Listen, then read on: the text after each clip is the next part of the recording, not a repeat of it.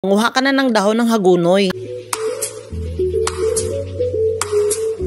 Nasira na nga ang takip namin sa bowl kaya umorder na rin ako sa Shopee. 250 nga lang to. Sulit na sulit ka na talaga dahil ang ganda. Plastic siya, hindi basta-bastang mababasag. Hindi katulad ng katabi mo, char. Nakailang bilhin na nga kami niyan kaso ang bilis lang talaga niyang mabasag. O siguro nga hindi na kami kinaya dahil sobrang bigat namin mag-asawa. Kaya ayan nga, pinakabit ko na agad sa asawa ko nung pagdating niya sa bahay. O kita nyo naman, braso niya pa lang ang bigat na. Idagdag mo pa yung katawan, char. Sana nga lang talaga kakayanin nito ang bigat naming dalawang mag-asawa. Nung natapos niya ngang ikabit ang takip ng CR, naglinis na lang din ako para maganda naman tignan. Pangarap ko talaga noon na magkaroon ako ng magandang CR. Hindi pa nga ginagawa ang bahay namin noon, panay na ako tingin sa Facebook ng mga design ng mga CR. Maaring ang sa ibang tumitingin nito ay hindi ito maganda. Pagpasensyahan nyo na ako, basta ako gustong gusto ko tong design ko. Paano naman kasi, wala akong naaalala nung mga bata pa kami na nagkaroon kami ng CR. Nakailang lipat na nga kami ng bahay noon, pero ni isa doon wala talaga akong nakikitang CR. Nakakaingit nga noon ang mga kapitbahay namin dahil may mga sarili silang CR. Naalala ko pa nga ngayon kung saan-saan kami nagtatago noon para lang maka-CR. Andyan pa nga umaakit ako sa puno ng kape dahil natatakot ako sa baba baka may ahas. Kung hindi naman yung mga natumbang kahoy. Doon ako pumapatong dahil mamaya-maya may aso ng kasunod. Alam nyo na ako ng kasunod noon, manguha ka na ng dahon ng hagunoy. Alam ko naman na hindi lang din kami ang nakaranas niya noon dahil siguro sa hirap ng buhay noon mas inuuna pa ng mga magulang natin na maghanap buhay kaysa gumawa ng CR. Habang naglilinis nga ako ng CR ko ngayon, tinatawanan ko na lang ang sitwasyon namin noon. Yun yung magandang alaala ng mga kabataan natin. Na minsan, mapapaisip ka na lang na sana bumalik tayo sa nakaraan. Na hindi natin dapat ikahiya ang kahirapan. Kaya lalo pa tayo magsisipag para maabot natin ang gusto natin sa buhay. Para hindi na maranasan ng mga anak natin ang kahirapan natin noon. Tulad ko noon na isang bata, nangangarap lang din na magkaroon ng magandang CR. Hindi ko man masabi na naabot ko na nga lahat ng pangarap ko, pero unti-unti ko namang naaabot. Sipag at tiyaga nga ang kailangan dito at samahan nyo na rin ng dasal. Mapasaan ba at maaabot nyo rin yan? O siya, tapos na pala ang video natin. Yun lang, salamat!